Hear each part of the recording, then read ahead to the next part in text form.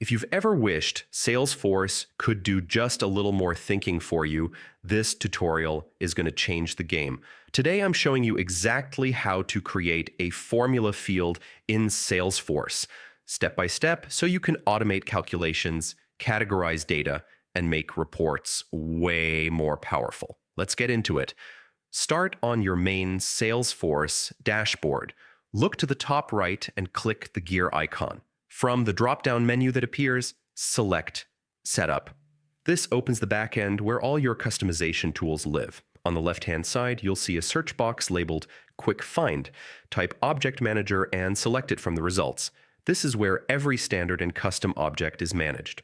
Once you're in Object Manager, choose the object where you want the formula field to live. It could be something like account, opportunity, or any custom object you've created. Click the object name to open its settings. In the sidebar, select Fields and Relationships. This is where you control all the fields tied to that object. Click the New button to start creating a fresh field. You'll see a list of data types. Select Formula, then click Next to move forward. Now give your field a label. This is the name users will see. Let's say you're creating something like Annual Revenue Category. Once you enter the label, Salesforce will automatically generate the field name for you. Next, choose the return type. This is the type of data the formula will produce. You can pick from options like text, number, currency, checkbox, or date. Select the one that fits your goal and hit Next again. You'll now be in the formula editor, which is where the magic happens.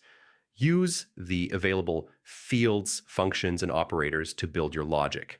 And don't stress if you're unsure. Salesforce gives helpful prompts right in the editor. Before moving on, click Check Syntax. This is crucial. It catches any hiccups in your formula so you can fix them right away. Once the syntax checks out, click Next. You'll be asked to set field level security, basically who can see this field. Choose the appropriate user profiles, then continue. Now decide which page layouts should display the formula field. This ensures your team can actually use it in their day-to-day work. When everything looks good, hit Save. And that's it. Your formula field is live and ready to work for you. With just a few steps, you've added automation that can seriously improve data accuracy and efficiency across your organization. If this walkthrough helped you, stick around for more Salesforce guides just like this. Thanks for watching and happy customizing.